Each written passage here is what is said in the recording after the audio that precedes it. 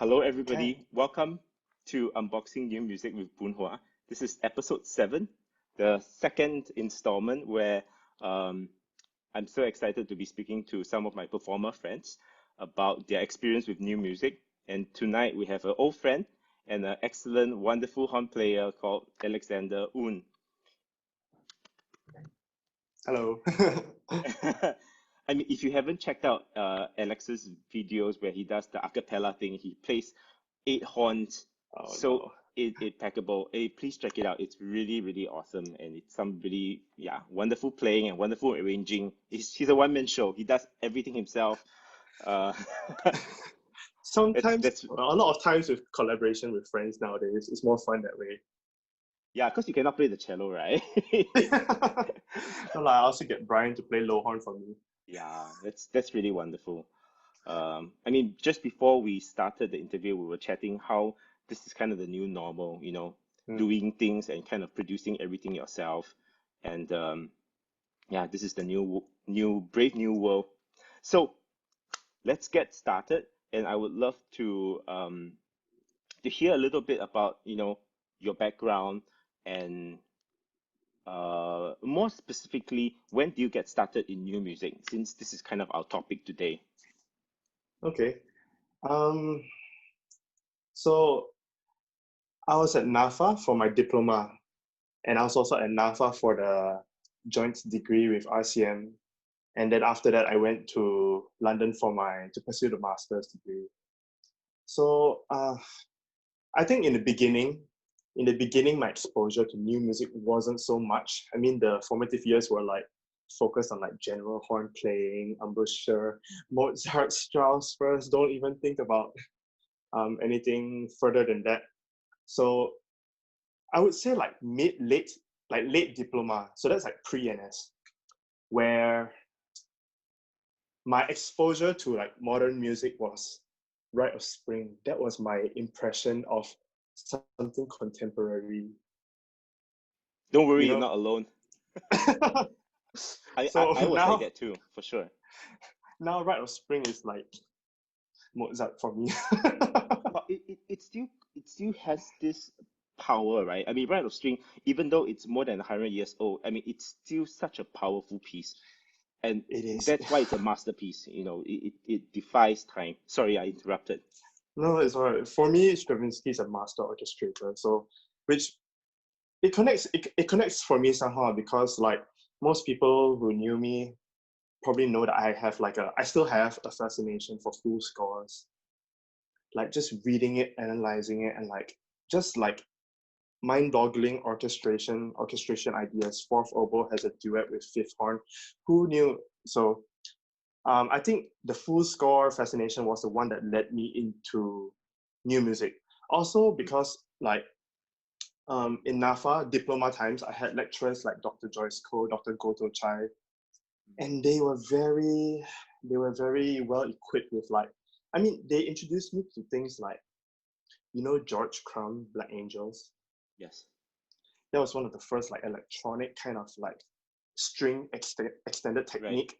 And I had to do like a project on Elliott Carter, Mm. Symphony for Three Orchestras. That one was not so much extended technique, but it was like metric modulation. So for me, that's quite a contemporary aspect. And then what else? Ligeti, of course, Ligeti Adventures. Uh-huh. To the point where I bought the full score. I actually have it here. I actually bought it Very during good. my nerdier days. Uh, yeah, so that was one, but the one that really, really clicked in the earlier part was, I think, Penderecki, Trinity to Victims of Hiroshima. Wow, okay. That was the piece that really got me hooked proper on new music. Yeah. That is super. I mean, that's a piece that, music history books will always talk about Penderecki's Trinity. And I must say one of my biggest regret is, I mean, I've met Penderecki when I was working in Poland a couple of times, but I never got to ask him about the piece. So that's a big regret. Although his assistant who does a lot of rehearsals for him. I mean, he's really the authority these days, I guess, about Paderewski's music, because he was working with the master for a long period of time. But anyway, that's another conversation. But that's really, really interesting. I must say, from my own experience, when I was at YST, I I never really had much interaction with contemporary music, even to the point where I wasn't even playing the new music ensemble because Huh. that only had a very small instrumentation, and as a bass trombonist, that never really happened to me. I was never picked because at that point they were playing a lot of standard pieces, a lot of the core pieces, which was fantastic, like John Adams Chamber Symphony or Ligeti Chamber Concerto, Yeah. and so there was really no bass trombone part. So I never got picked into playing new music, and I think it was only even when I went to do my masters in Cincinnati, um, I did a little bit of new music here and there, but it was never, something that exposure was not there. It was only when I went to Eastman that suddenly, it just happened for me. And it was also because I was conducting a lot of new music pieces and actually working with teachers that really knew what what to do. That kind of opened my world because Yeah, as a it's really the conductor, mentors. yeah, and because putting a piece together is not difficult. I mean, I think we spoke about this earlier. Just kind of, this is what we need that. But then again, um, it's how you get the meaning and the emotions out that makes it so interesting, isn't it? Yeah. So when you were at NAFA and when you were at RCM, were you also playing in these new music ensembles and how was the exposure like as a player there, besides learning these pieces from In NAFA, at least for the diploma years, it wasn't so much of me actually being part of the performance side. It's more me being exposed to it for the first time. Like, my teacher, Jamie Harsh, if he's watching, shout out to Jamie. He is like one of the best horn players I've ever heard on recording, and he is a new music advocate and fanatic himself. And you may know his brother, Michael yeah. Hirsch. You know his works. It's like, so I think it was what year? Uh I A can't few remember years the ago, it year, was the but duet, right? Horn and the cello duet. There was like two yeah, hours. that one is last Michael Hirsch. autumn, as in the title is last autumn, but that one Mhm. was like, it's since 2009, but the CD came out, and the CD was the one that really, really, I listened to it, the whole thing in one sitting. Jamie knows this. I turned off the lights, like really, oh, one sitting. It was like 11 p.m. to 1 a.m. kind of listening, and that was like hardcore horn contemporary music exposure for me. And then he also did Michael Hirsch's horn concerto with SSO in VCH Uh-huh. about 5 years ago. So that one Okay. I got to watch live. So I got the CD aspect and the live aspect. I was like, this is horn contemporary music. It's a whole completely different range of emotions that I've never experienced before from like classical music. So Mhm. I would say those were quite quite big turning points for me in my passion for new music. Um, yeah, so that's in NAFA. So NAFA during the bachelor degree period, a little bit of performance, more of like classmates' works, Okay. not so much like a new music ensemble whereby, yeah, or I mean, if my memory serves me right, there was a little bit, yeah. But in RCM during my 2 years of masters there, the involvement went up much more lah. So we had a module called Contemporary Music in Action, CMIA. Yeah. So this module, I mean, I went straight for it, of course, and it involved us, the instrumentalists who took the module, pairing up with 1 to 3 composers. The composers are not taking the module, but they also get credit for writing the works that they work together with us. So I paired up with 3 composers, and there was like different instrumentation: solo horn, horn, voice, and oboe. So that was like a big deal. it's working concurrently with three composers and three new works. Very experimental. No gates, no barricades, nothing. No boundaries. I mean, Was that where you got to meet Bertram? no. I mean, I knew Bertram. I knew Bertram long ago. Actually, I knew Uh-huh. Bertram like in 2009 through a mutual friend, Jin Hong, who's a pianist, and that's how I knew Bertram. But yeah, Bertram and I were schoolmates in London. Um, yeah, but when he started to write inept for me, it was he has already graduated, or he was in fourth year or graduated. I can't remember. But we still met frequently because we lived near each other. Uh-huh. Yeah, That's for beer.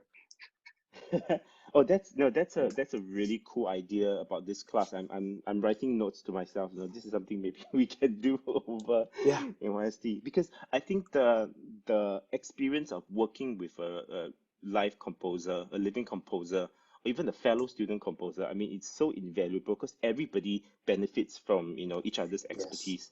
And in fact, this is something that I'm really benefiting from in this mentoring program that I'm in. Then maybe I can talk about a bit later. But Mm. this idea of constant collaboration, um, it's, do you have any memorable experience of performing new music both in London and also in Singapore? Mm, yeah, in Singapore, I have to admit, like the amount of my performances of new music in Singapore is not as high as I hoped to. Also because like some years were spent abroad, but now that I'm back, hopefully when all this dies down, that number will go up again. But yeah,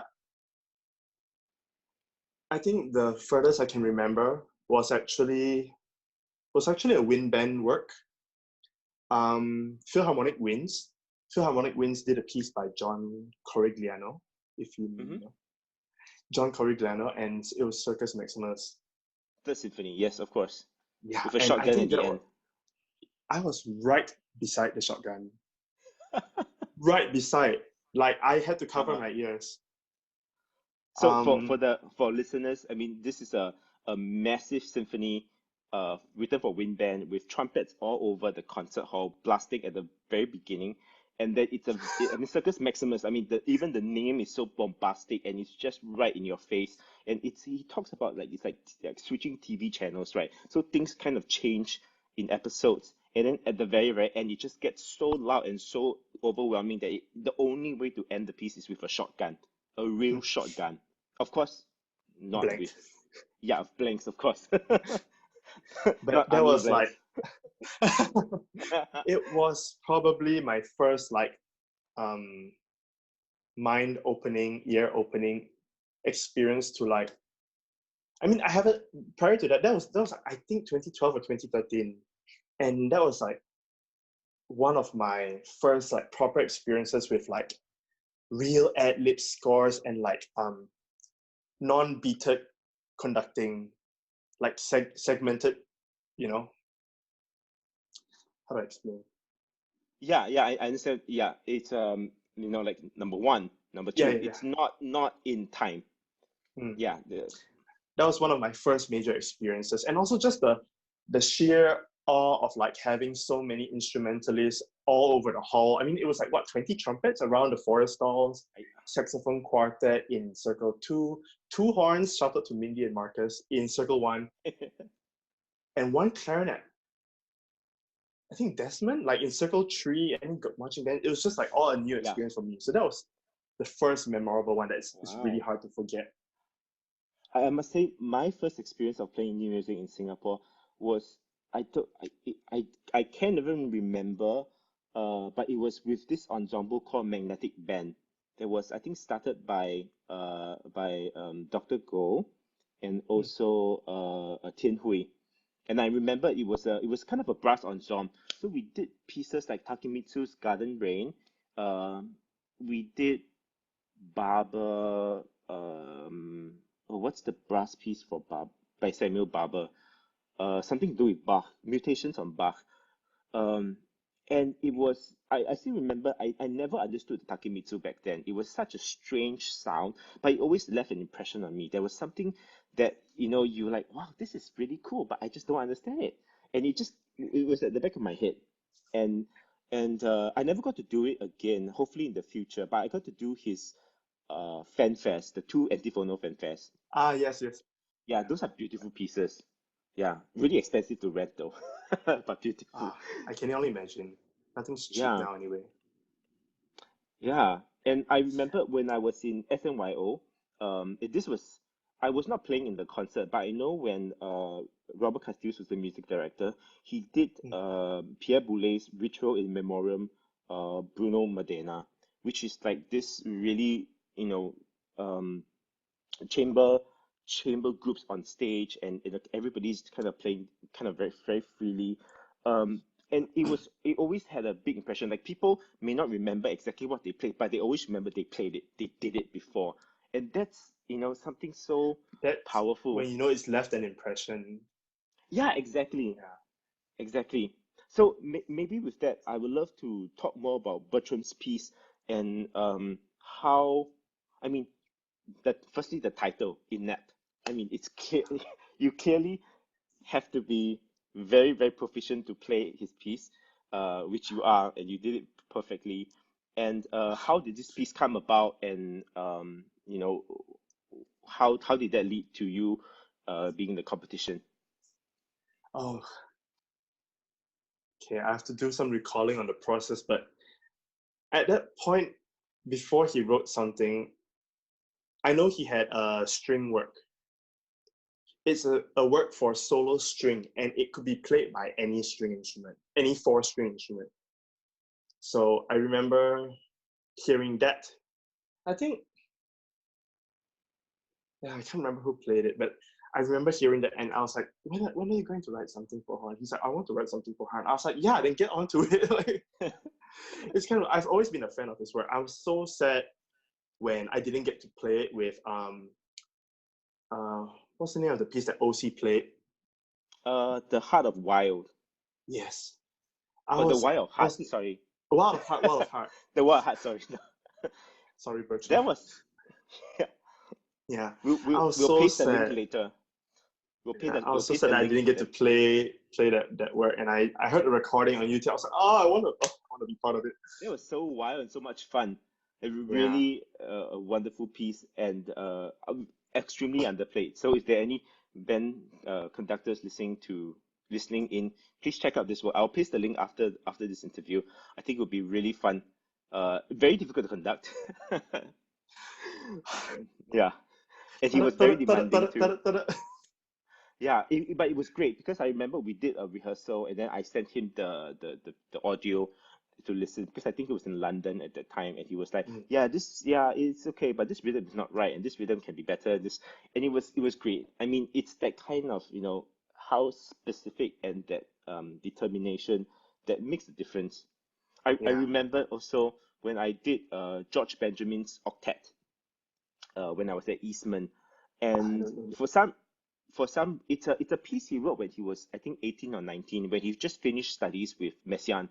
So he was one of Messiaen's like youngest student, and he was at that point already a prodigy. So he was studying in Messiaen, and then after his studies he wrote octet. I think it was written 1985, which was the year Mm-hmm. I was born. And so sorry. It's okay. I remember doing that piece at Eastman, and then for some reason I just felt like, you know what, I should just write to him. Why not? Yeah. Um, and I wrote to him, and I think within 3 or 4 days, he wrote back, and he watched the entire video, and then he told me, "Oh, thank you, I really appreciate, very very nice. However, at 1 minute and 22 seconds, maybe the second percussion can be a bit louder." I'm just paraphrasing, but it's Yeah. that attention to They know detail. exactly what they want. Absolutely, Yeah. absolutely. And that was so inspiring. And I finally got to meet him when he went to New York to conduct the International Contemporary Ensemble. And he was doing I think a Ligeti piano concerto, which is a beast of a piece. I'd love to Yeah. do that in Singapore someday. And he The was horn parts are super so nice. difficult. So The difficult. counting is so difficult. Yeah. And you got to meet him. He's super nice, but in rehearsal, super nice, but super detail oriented. Can we do this again? With a smile, but when it's not together, he stops. Can we do this again? And again, until it's perfect. And Yeah. it's just inspiring. Maybe before we go on, shall we just play the piece for all our audience to hear? And Sure, then sure. maybe we can talk more about kind of how you approach the piece and what were your processes working with Bertram. Yeah. Before we start, I just want to say like this recording was made in the actual contemporary competition that I was announced joint winner with an amazing soprano saxophone player. And because I was the first one to play that morning, it was like a 9:30 a.m. start, and the hall had like 6 people, excluding the jury. So now we have 35 viewers, so this is like 7 times more than the actual viewership who were there for this performance. And there will be people listening to this after as well. So, it's wonderful. Okay, I am going to This mute medium. myself. Okay, me too.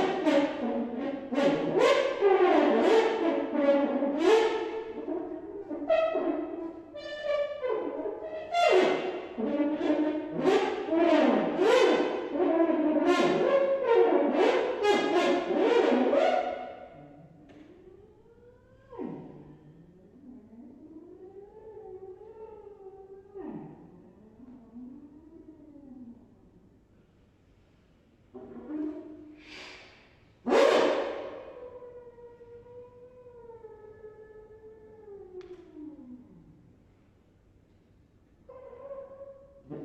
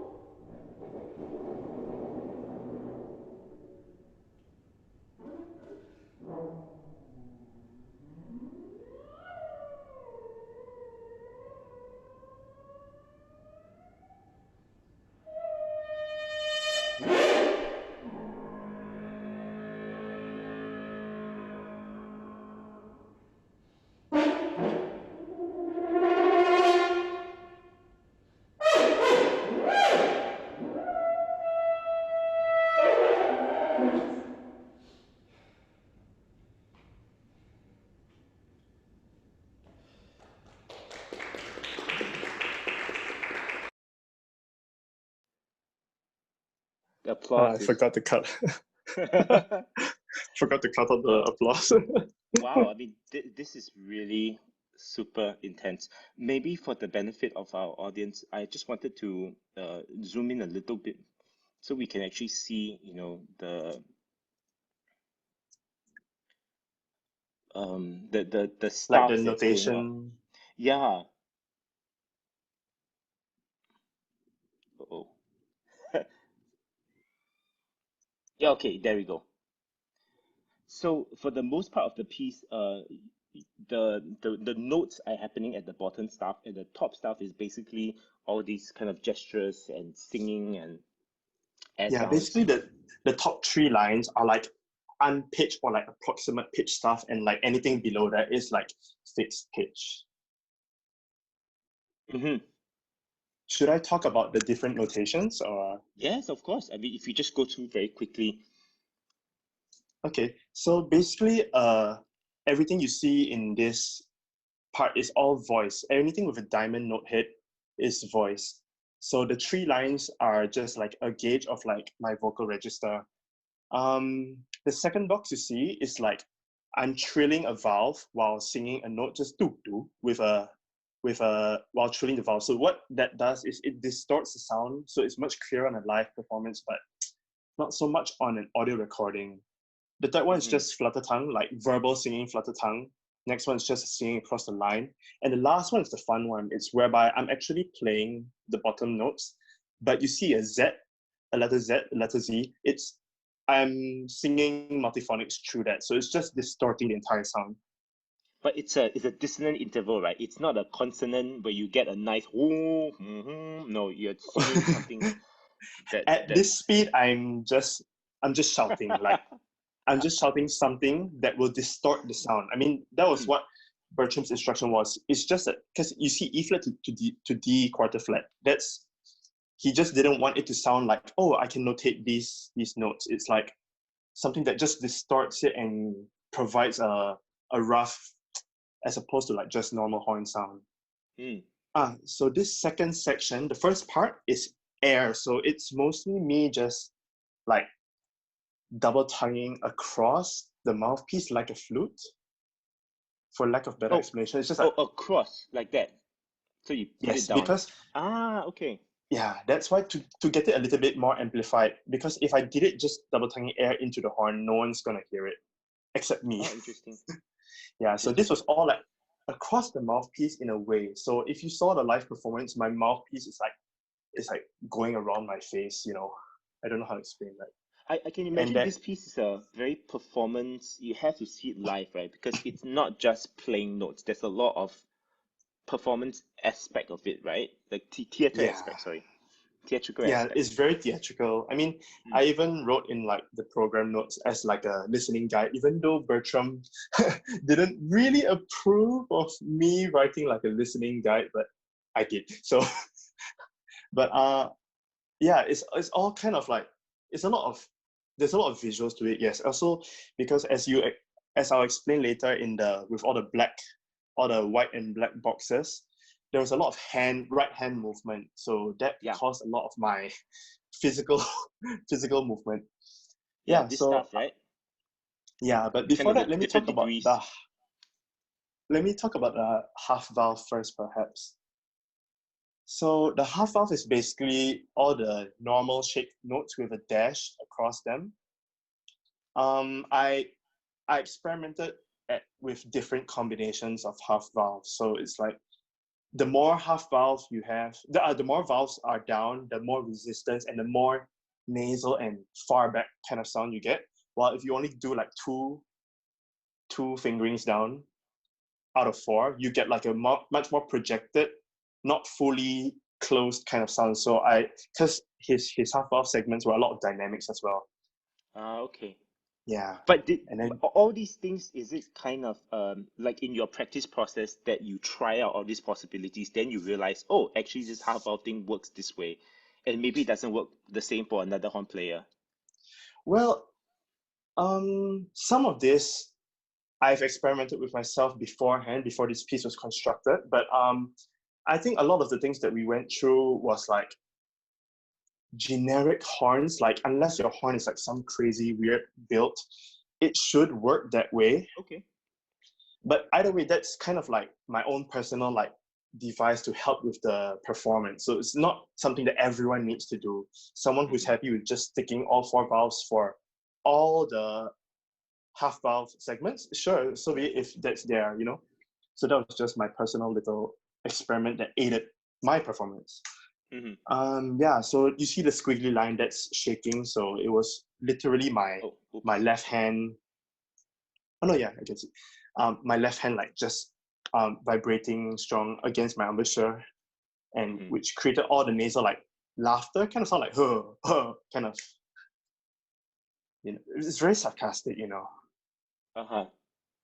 And then the final part that you see, the 0, quarter, half, 3/4, 1 are just basically different degrees of hand stop, with open being the white color 0 being completely open and the black color 1 being completely traditional stop position. Yep. And everything in between. So all the you hear is like my right hand going crazy in the bell.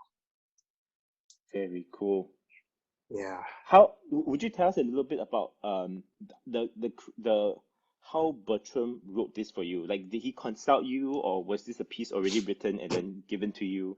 And how was this whole collaboration? If I recall correctly, I mean, if Bertram, if you're watching, you can help correct me. But it was like once we agreed that he's going to write a work for me, it started off with sketches. Bertram is a very systematic sketch first composer before he even touches the computer. So like we did a lot of handwritten sketches first, and then when this kind of special notation wasn't so clear on handwriting, he started to like send me little like one-page excerpts annotated on proper notation programs. I would try it because we live so near each other. He would just come to the dorms and the 24-hour practice rooms we have downstairs. We would spend 2-3 hours just going through, trying stuff, and it's more of like him figuring out what I could do, what I couldn't do, at the same time not sacrificing his artistic ideas, also pushing my boundaries. So I would say it's a very balanced process. Like he always has this like "don't kill me" kind of catchphrase when he sends me something. But yeah, I absolutely enjoyed it. Like the whole process was the process of the writing of the work was as fun as the preparation of the work. Yeah. So most of the notation, like when you saw the piece, it's not something that you had never seen before, because you worked through the piece, so you know what his ideas are, and this is kind of the way he's expressing it. Well, I just had a crystal clear insight because I mean I spent like a considerable amount of time with him, talking to him about what his intentions are. But to me, Bertram is one of like the master notators and engravers. Like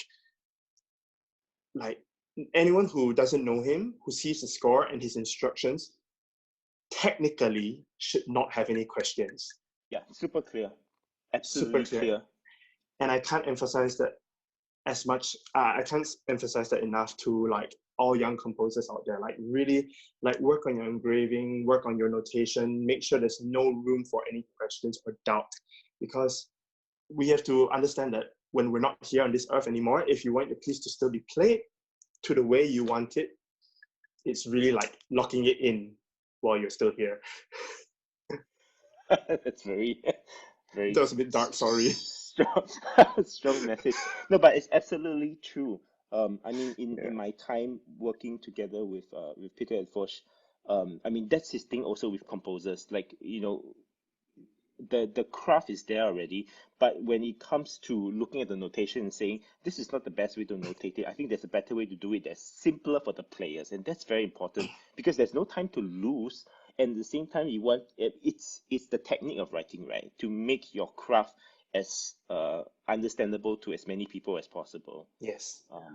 Yeah, I'm just going to go through the comment section very quickly. There's a lot of applause. Unbelievable playing from Jamie. Yeah, Zifong, He can speak for himself. and Ding Chao and Jing Jun all had very nice things. And Prof Ho is listening in. Oh, Bertram is listening in too. Fantastic. Hi, Bertram. Yeah. So you mentioned so with this piece you won the competition, and obviously it spurred you on to doing more contemporary music there. How did you eventually ended up in Lucerne as part of the Lucerne Festival? So actually I auditioned twice. So 2016 was right before I started my master's. So it's when I just finished my bachelor's degree in Singapore. Auditioned for 2016, didn't get in. But luckily, like 2016 was the PMF year. So 2017, I tried again with the Salonen Concert Etude. And luckily enough, that was the lucky year for me. So I think it was just like, it was all accumulative, you know, like constant exposure and me discovering my passion for new music. Because, you know, like when you're studying like horn, there's people who not only have the interest but also have like the talent for like period horn playing. I just didn't feel like I had that kind of niche, you know, like natural horn playing. You asked me to do it in a contemporary music context, yeah, sure, but like, so I just started like gravitating towards the contemporary new music direction. And once I knew about Lucerne Festival Academy, I was like, this has to be it. This has to be the place where I'm gonna find people who don't think I'm a nerd. Play beside fellow. Yeah, but it was such a great experience. I mean, like the program, I mean, we talked about it earlier, the program, the earliest music we played in the academy was Bartok. Bartok seemed baroque in LFA. I just wanted to preface this for everyone because of copyright reasons, so we cannot really play the next piece that we are talking briefly about. But I just wanted to show everybody kind of the score and the scope. So this piece that Alex played when he was at Lucerne, it's the entire Spiegel cycle by Friedrich Cerha, which is one of the very established Austrian composers. I think he's still living. He's like 90 something years old. Must be. Yeah. He was there for the concert, right? Oh, wonderful. And maybe you want to talk a little bit about the piece to the audience while I pull out the score. Oh my God. I don't know where to begin if I'm honest, but so Spiegel is like a set of 7 pieces. All can be standalone works, but we did it as like a straight 7 movement piece in one concert. There was no other piece in that concert on that program. It was just there a break? 7 Spiegels. Sorry? Was there a break? No, it was a non-stop. Like how long is it? Like 80 minutes? 1.5 hours? Minutes, yeah. Yeah, it was a non-stop thing because obviously an intermission would have affected the experience, you know. Because it's a mirror form, right? Like one of the movements is reflected in another movement, and so the whole experience has to be felt. Otherwise, it breaks that. If you have an intermission, you might as well cut out Spiegel 4 and do an intermission there. But no, yeah. So this was such a monumental work for me because not only was the composer there, but it was by far the most epic work I've ever performed in my life. So I mean, it has like 7 trombone parts, 6 trumpet parts, 8 horns, 4 doubling on Wagner tuba, 2 tubas, two actual tubas as well, and there was like 13 or 14 percussionists. And yeah, I remember taking a photo of the setup from a screen on bird's eye view, and you could see like 24 or 25 timpani. And you know, when you have like 6 people striking a different note timpani at the same time, triple forte, it does things to you. Yeah, I mean, just looking at the scope of the score, I'm just gonna just scroll through this. I understand the score is very, very small for our audience, and I know it's the same thing with also with Bertram's piece. Um, so I apologize for that. But just looking at the kind of we're not looking at details. We're just looking at kind of the big picture on how you know how careful all these notations are. Nothing happens by chance, but the beauty of it, the beauty of how, the lines are drawn and how these kind of patterns happen. I mean, they don't, this is a handwritten score from the composer. I think it's the manuscript. I don't know if he wrote it or maybe a copyist wrote it, but this is the form that look at it. It's so beautiful. Oh God, it's like a lot of And memories. And I wanted to pull out the Spiegel 3 that you sent me earlier today that I thought was really beautiful. Oops, If there's I also think, time, it should show the score of Spiegel 4 with all the dots. yep. Just I pressed for it. whoever's listening out there, I was playing 7th horn, 7th horn and 3rd tuba, if anyone cares. Aha, I pressed the wrong button. Okay. I think it's this one where this is the one with the dots. Oh no, sorry, that's 4. Yeah. How was the whole experience being in Lucerne, working with Matthias Pincher and working with like-minded musicians who are, who really want to do this? Well, I mean, like, I'm stating the obvious, but the level of each musician there was, if I can say, extremely intimidating. Like, it was to the point where mm, I don't even know how to word it. It was just great being around people who could play so amazingly. So it's literally like everyone's got their part nailed down, you know. And in this kind of work like this Spiegel, like to have every single desk knowing what they're doing is so crucial to the effective performance of this kind of work. It's down to the point where all the strings are like each player is playing their own part. I'm not even talking about desk. Like each desk has a score, but like it's desk 1A and 1B, desk 2A, 2B, and everyone's playing a different note, a different rhythm, something different. So for everyone to know what they're doing and not get lost, that was an amazing experience for me. Like usually like my very controlling nature, I'll be like looking out like, oh my God, is this person lost? Is this section lost? Are they in the right place? But I did not need to do any of that. But it's just the Uh, awareness, it's just the mhm. awareness, and everyone wants to be there. Like no extended technique like scares them away. It's just, yeah, the common passion for new music. I think what you really nailed down something very important. I think it's the you want to be there and you want to Yeah. do it well. It's something that I mean, of course, with something like Lucerne Festival Academy. I mean, everybody audition, everybody wants to be there, and there's a very strong passion to do this.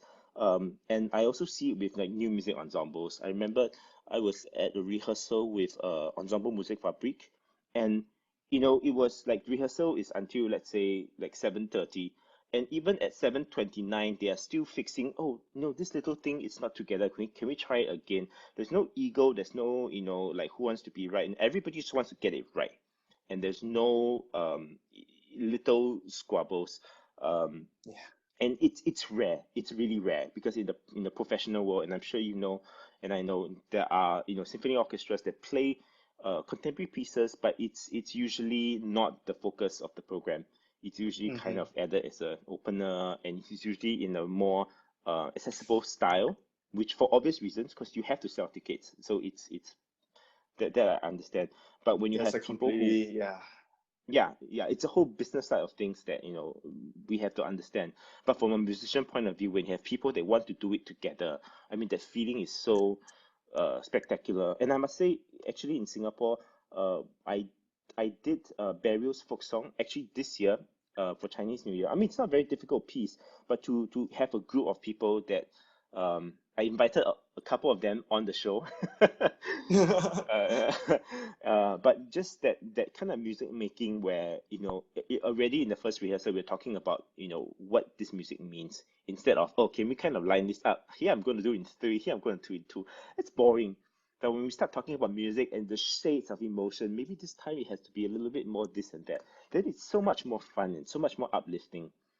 Yeah. Anyway, I got the score of Spiegel 4 out, and it's just it looks This very one was daunting, really fun. but when you perform it, it actually all makes sense, right? I mean, nothing is it's the registers and shapes. Yeah, like when you see a score like this, your first reaction is obviously like something like, whoa, this is so much, like you can't imagine how it turns out. But when you actually listen, I think there's a YouTube recording. If you guys have the time, On Spotify, you there's a couple recordings yeah, on Spotify. you really should go and listen to this amazing work. And it's just such a hair-raising experience. It's such a, like I was telling Boon earlier today that, like, I think it was Spiegel number 7. Oh my goodness, it's like the pure, the sheer terror from the pure, like the level of the decibel level that we're producing, combined with like the emotional aspect of like, when the composer did talk to us about how he was like imitating like life on the battlefield, and like it's very like Trinity to Victims of Hiroshima on steroids kind of thing. And it's so hair raising. And I told Boon, like, there was one part in the fifth movement, it was like 5 10 4 timpanis and 2 huge bass drums rolling, and everyone's playing triple forte. You've got like a 20-piece brass, I can't count, but 25-piece brass, and it brought a tear to my eye in the concert. Like, it was just like such an earth-shattering experience. So yeah, I mean, that fourth movement is like that Spiegel number 4 is an entirely different soundscape, but the effect of each Spiegel is like it has its own character, and it has its own, it each of them touch a different nerve, if that makes sense. Yeah. Uh, Yeah. for my limited understanding of German, Spiegel means mirror, but also means Mm, layers, right? Or processes. So I'm not yeah. quite sure what the exact title means. But this piece is definitely on Spotify, and listen to it throughout the whole thing. I think each movement is really a very concrete idea. And I mean, I don't want to go into like music history, but this piece, it's really about the idea of I wrote it down, uh, Klangflächenkomposition.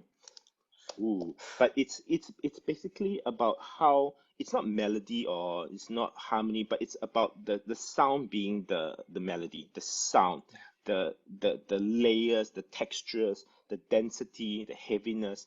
And this was written actually around the same time as Ligoti's Atmosphere, which is also very, very similar. And it's really Yeah. quite fascinating that two, major composers um composed very, very similar works, and they didn't have contact with each other, and they were trying to discover the same thing. Maybe it was kind of the 1960s where everybody was kind of experimenting with sound. But just imagine that uh, an orchestra where living people, everybody has slightly different, because everybody has different entries, or everybody's a little bit staggered behind, and Yeah. then you have this immense like landscape of sound, even though it's that's why I think when I was reading up on this. Some people are saying they liken it to like Rocco's paintings, where it's like monocolor, but there's so many details and so many shades in between. Right. Yeah. That makes it so incredible.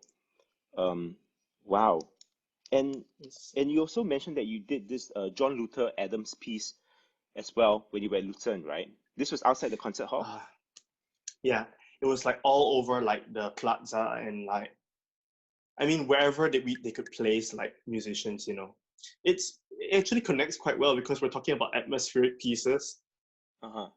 So this is like a completely like contrasting atmosphere. It's still an atmospheric piece, but it's a contrasting emotion. So for the listeners back home, it's like this piece is called Sila, the breath of the world. And it could be played by just strings, or just winds, or just brass, or just percussion, or all, or combination, whatever. We did the full orchestra minus percussion because it was outdoor, so we couldn't, like, logistics. But strings were like positioned like more than 100 meters away from me, I feel. Woodwinds were like in another area, and brass were like right outside the hall in one humongous straight line, lowest to highest instrument. So why we're choosing to talk about this piece is because I think what's shocking, or not shocking, but like the interesting factor is the perspective of this piece from the performer's point of view versus the listener's point of view. So this was like early Sunday morning. It was early Sunday morning. It was actually the morning where AYO was like walking into the hall. So some of them saw the performance. Yeah, that's where I met some of the AYO people. Yeah, so it's just like 60 minutes of long notes. But the system, the concept of this work was so interesting. It's basically based on the entire harmonic series, changing key, and it's like, but still harmonic series, nothing more than that. And we were given instructions. It's like everyone had to have an earpiece, a timer, and a track. So the track, we were listening to tune to all the plus 44, minus 37. So we were doing all that stuff. And we all had to start our stopwatches at the same time because different instruments entries went according to the minute. Like 1 minute 47, 1 minute 58. Because it's no conductor, right? Everybody is all spaced out. Yeah. So you have to. There's only someone who does like this, and then everyone just presses. And then everyone's more or less on the same. Even if someone's 2 seconds off, it really doesn't matter. But how about the experience for the audience? Yes. So before I talk about the experience for the audience, the experience for the performers was obviously something that is, on paper, it's really not that interesting. It's very interesting concept-wise, but to play, it's really just long notes. It's just long notes over like one breath, one note, turn back, one breath, one note. So it's common for a performer to like forget, I feel, what the listeners hear. So my host, the nice Swiss lady who was like hosting me for the 1 month, she attended that performance. It's an open air performance. Everyone could walk around surrounded by the orchestra, and it was a large group. So they were in like a stereo setting, or surround sound setting. And I remember after the performance, she came up to me and she was like, "That was amazing. It was so amazing for a Sunday morning. It was so meditative. It was so calm. I felt like I was, quote, swimming in sound." And I was like, I was just blown away by the response, because I was just playing it and I also enjoyed the process, but it's not like Spiegel, you know? And I forget, like, the listeners from their perspective is entirely different. Like, we should never forget to put ourselves in the listener's perspective every now and then as performers. That's what I strongly believe in. You know? Yeah, absolutely. I have a story also along the same lines. It's a little bit different, but I remember someone was telling me that in the US, the Navy band they go around the country playing concerts and whatsoever. And before the first piece they play in the concert, the last piece they play in the concert is always a medley of marches. And the medley of marches is to kind of pay tribute to the various kind of divisions in the unit. So they will do that, and it's very, very nice. So I think it's the army band. I'm sorry, not the navy band, the army band. So they'll play little marches, and then when they play these marches, they will invite the people who have family that serve in this part of the division to stand up to kind of acknowledge them. So I remember, it's kind of a thing that you do lah. You don't think about it. You just go and you play. And I remember there was one time they played to this gymnasium, and then there were just two old ladies, and after the thing they were weeping and crying because they were so emotionally like this means so much for them. And I'm sure for the musicians it's just we got to do the march. But Yeah. we sometimes we forget how powerful music is to the audience, and how um uplifting, and what a blessing to do this job, even though now it's kind Yeah. of a little bit of a gloomy time. But I think we should never forget how important this music is to people. um and kind of on the topic of music bringing joy, well, I wanted to do a hard pivot into a piece. So we talked about collaborations with composers, and this next piece that I want to just share, I know we're running out of time, but I would just like to talk a little bit about the piece and just play the piece, because I think the piece speaks for itself very, very well. It's a super funny piece. I'm okay to go on past 11 if you are. Okay, me too. Let's see how far we can push it. Um, for our listeners. And this piece is written by a friend who is also part of this the Peter Eötvös Mentoring Program that I'm in right now. So that program is very special because it pairs two conductors and two composers together, which is very similar to the class you were talking about, right? CMIA. Yeah. And so over the course of 1 year, actually 2 years, I will be premiering a composer that I'm working closely with. So in my class there were four of us, two composers, two conductors, and I'm always paired with a South Korean composer who lives in London. His name is Donghoon Shin, fabulous Ah, composer. And have you heard of him before? I He don't know. wrote a The name piece. just rings a bell. Yeah, I mean, he's very active. He wrote a piece for London Symphony, and I think his piece will perform in the Cologne Orchestra. So it's Hmm. great, and we work very well because he writes in a kind of a traditional but romantic style. Very, very interesting harmonies, but more traditional. And I'm more orchestral. Like, I'm quite used to the orchestral idiom, so that's something I'm very used to. And then I have two other colleagues, Mikel Urquiza, who's a Spanish guy who studied in Paris, and he writes in a very French manner, which is a lot of sounds, a lot of effects, very, very delicate. Everything is very soft, but very, very funny, and a lot of movements. That's the one we're Uh, listening to, right? yes, That's the exactly. guy. Yeah. Yeah. And he is like that as a person too. He's very, very smart, very, very intelligent, very, very fast, very witty, and really enjoy his company. I And love there it was when the fantastic composer looks like sounds reflects the like music. their composition. You know, Absolutely. it's like a Absolutely. caricature of them. Yeah. I mean, like the past 6 episodes I did, of course I know Zhang Yi and Emily very well. We've been friends for so long, and I can definitely see them in the music, or I can hear the music. And I know that's Emily's music, or you know, that's a huge bass solo, a huge bass drum solo. It has to be Emily's music, or oh, that's Yeah. that dreamy atmosphere has to be Zhang Yi's music. Um, and we're going back to this collaboration, and then the other conductor is a French conductor as well, and his name is Remy Delou, and he does a lot of new music. I mean, he used to be a percussionist with Ensemble Linéa, and played with Ensemble Contemporary and won like competitions as a percussionist. So we have Hmm. four completely different people, and Yeah. throughout the whole year we're just kind of exchanging ideas, and really growing as a result of that. So I never really got to do a lot of Mikel's pieces because Remy always does it, but I Hmm. always enjoy the playfulness in his piece, and I really want to show how we talked about macro landscapes, big, Yeah. gigantic, orchestral pieces where you feel enveloped in sound, you feel enveloped in the microtonality of things. I also feel like we should forget that there's also humor, and there's also a lot of sparkle, and it doesn't need to be in a certain style. For it doesn't have to tick certain boxes. It's easy Let me rephrase that. We can be surprised by stuff we don't know. And I think that's Yeah. the point why I wanted to share this piece. It's called I-VII clode on the font.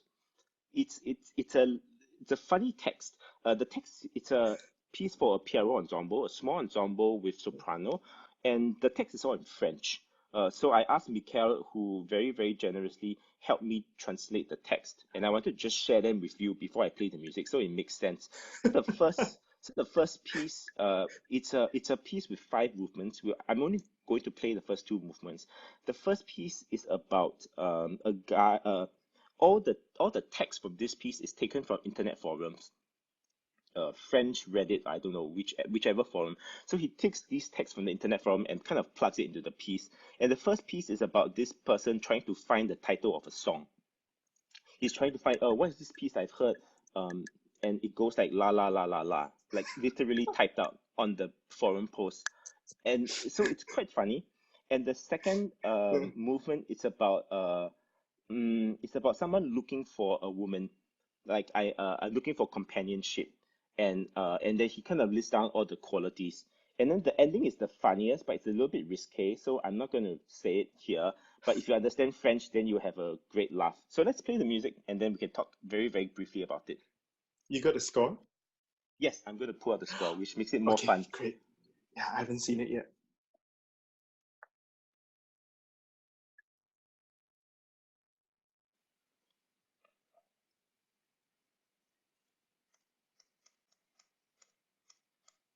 Okay, here we go.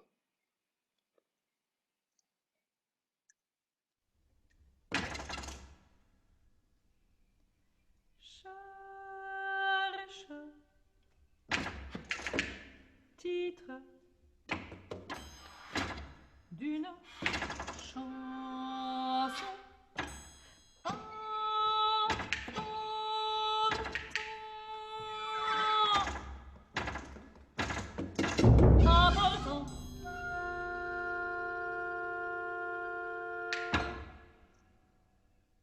Je cherche le titre d'une chanson depuis 3 mois.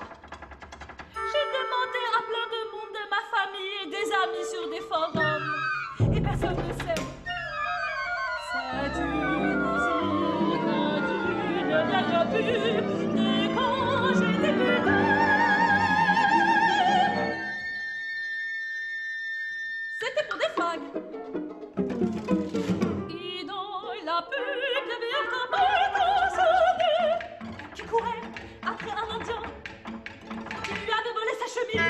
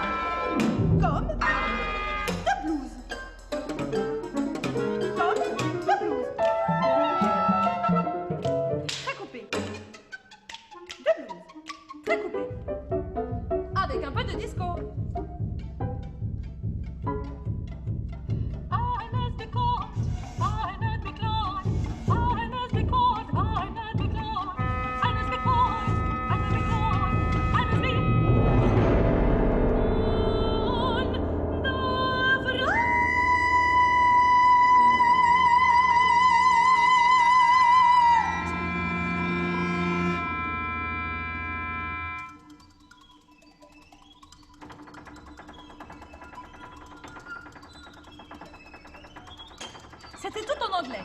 Donc, si quelqu'un a le titre ou le disque, ce serait cool. C'est important. Je peux donner 5 €. Merci.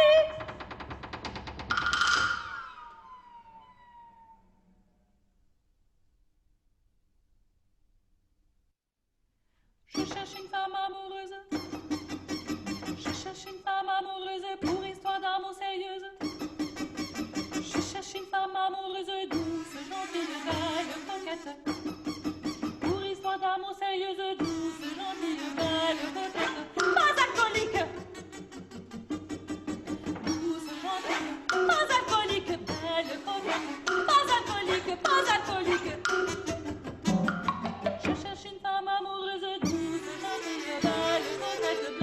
bien fêtée, pas alcoolique, douce, gentille, belle, coquette, blanche et bien fêtée, tendre et fidèle, pas alcoolique, blanche et bien fêtée, tendre et fidèle, pas alcoolique, pas de photo, pas de réponse, pas de photo, pas de réponse.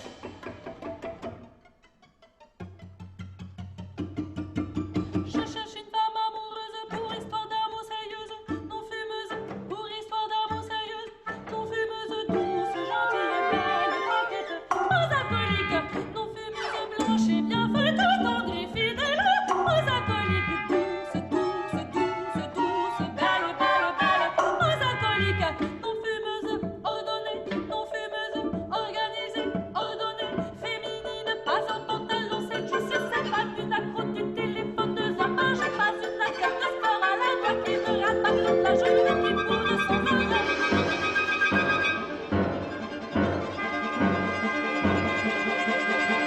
Femme amoureuse, douce, gentille, belle, coquette, pas alcoolique, blanche et bien fêtée, tendre et fidèle, pas de photo, pas de réponse, pas de photo, pas un pantalon, c'est tout, c'est pas de réponse, pas une accro du téléphone de Zappa, j'ai pas de photo, pas de réponse, pas une adepte de sport à la noix qui me rate pas toute la journée qui tourne sans arrêt. Pas de photo, pas de réponse, pas de photo, pas de réponse, pas de photo, pas de réponse, pas de photo, pas de réponse, pas de photo, pas de photo, pas de réponse, pas de réponse, pas de photo, pas de réponse, pas de photo, pas de réponse, pas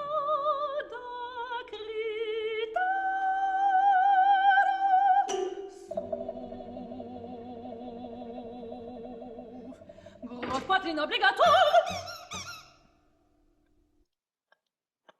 Oh God. The This singer is is amazing though. Her oh pitch my is God. amazing. Yeah, this is so fun. That rubber And ducky. yeah, the rubber ducky it's perfect, perfect.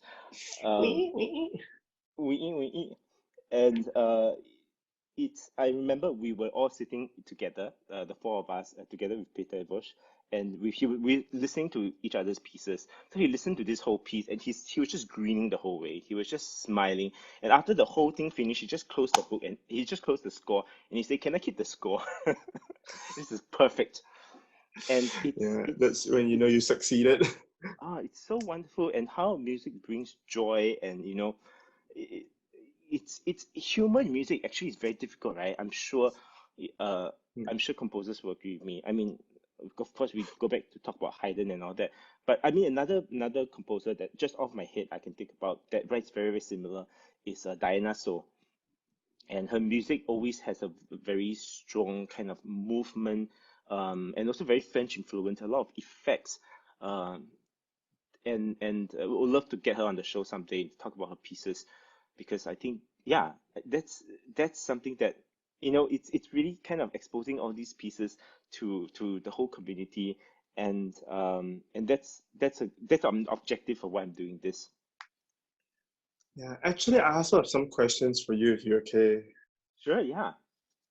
Yeah, I mean, because like we're talking about like when you're conducting this kind of new music, this kind of works whereby you're like working closely with a composer, and like the experience is very different. I mean, I've never experienced that perspective, like the conductor's perspective, you know? So, I mean, the question I have for you is like, as a conductor who frequently deals with new music, where would you draw the line between over rehearsing something that's not so idiomatic for the instrument and talking to the composer into like coming up with an alternative editing? Where's the line for you? Wow, that's a really good question. I think the line really lies in the musicians, and kind of your assessment of the situation. So for example, if you're working with a really excellent ensemble that is able to do it, then that question becomes less prominent, because a lot of times they would take the initiatives and go to the composer and say, this is not so idiomatic, it's difficult, do you really want to do this or not? However, for example, now I deal a lot with students, and so with students you also have to understand what's their threshold, And of course, you try to get as much detail as possible, but there's also a point where it's kind of diminishing returns, right? Like Yeah. you're kind of beating the dead horse, and then that's the time where you have to be creative. At least I believe you have to be. I have to be creative about what kind of solutions that work. I remember one specific incident. There was this very, very complex rhythm that the whole ensemble had to play together in unison. And so if anybody is a little bit off, it's very obvious because it's all unison. But at the Yeah. same time, the rhythm was very micro managed, and so maybe like one beat there is a triplet, and within the triplet there's a quintuplet in the triplet, and in the quintuplet you play the first and the third quintuplet, and then after that you play the second triplet, something like that. There is very and this is one reason why when I start to learn pieces, I always make sure that I'm able to sing it, and I'm able to sing with the metronome, Yeah. because I need to know if I can do it. When I can do it, then from the process of me learning that, I will also learn what I can do to help them. And so in that process, I realized that maybe it's possible to approximate the rhythms to a slightly easier rhythm. Maybe. Is this against the composer's wish? Yes. But does it make the ensemble better? Yes. So what I did was I actually typed out that rhythm on the computer. I typed out the original rhythm, and I typed out my approximation of the rhythm, and I put them together. And then I hear it. It's okay. I don't hear the difference. It's Then like working towards a common goal anyway, right? yeah, exactly. And I remember working with that composer, and he was also very understanding of the situation. He understand that yes, this is a very difficult rhythm, or this technique. I understand. Maybe flutter tonguing for some instrumentalists is difficult. It shouldn't be, but maybe it's at that point. It's not going to happen in 2 days. So you have Yeah. to understand the situation, and then you have to come up with what's the best Alternative. possible compromise or alternative. And there's many factors involved. I remember assisting Peter again, and he was working with a very well-known orchestra, very high-level orchestra, and I remember he was doing his own pieces.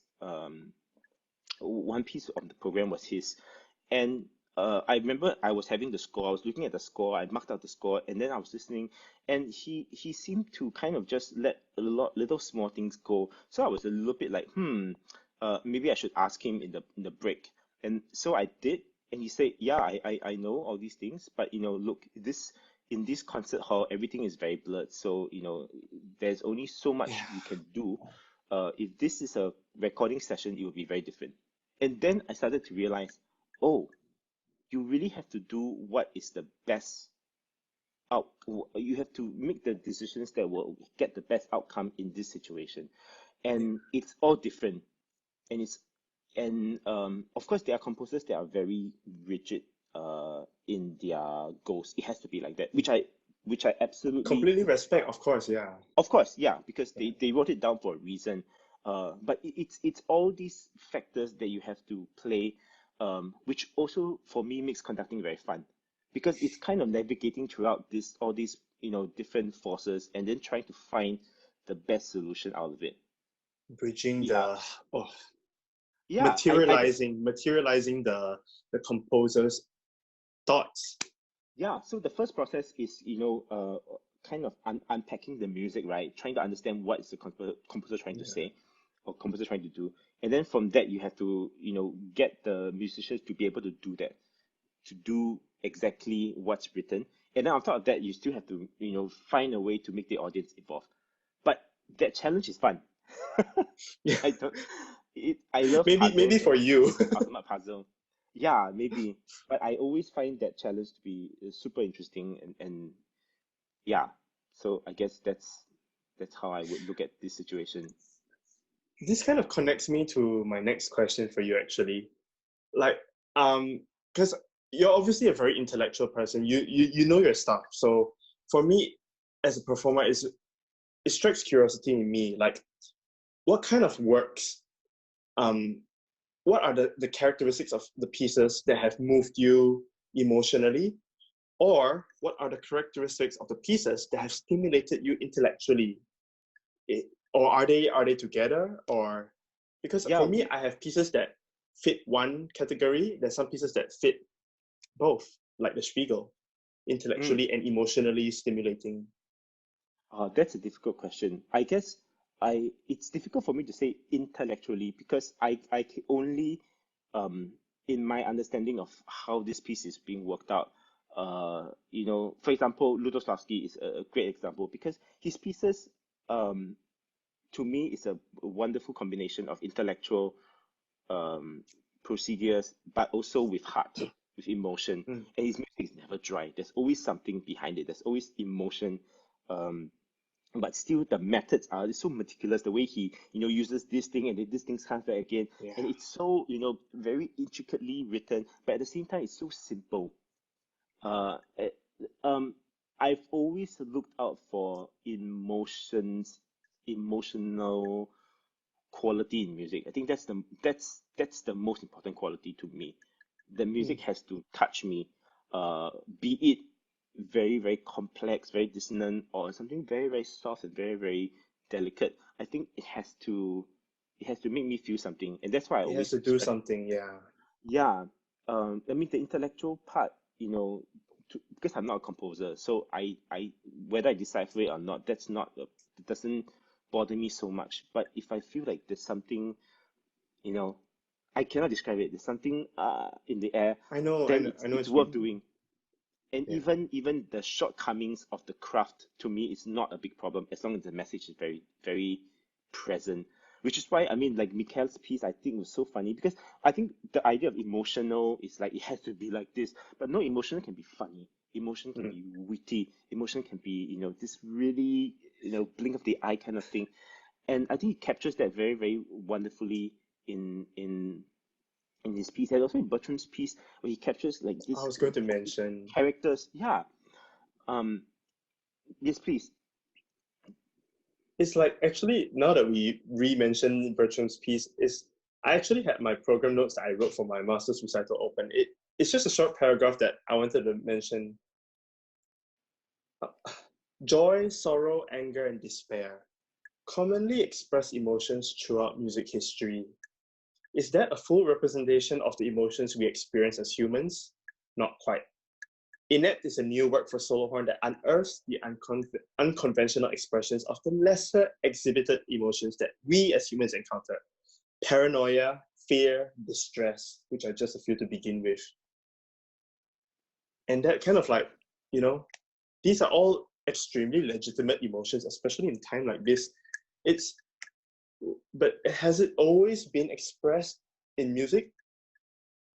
Not all the time, Yeah, that's really cool. I mean, the scope of emotions is something that I guess for me, what makes classical music, if we can call it that, it's so.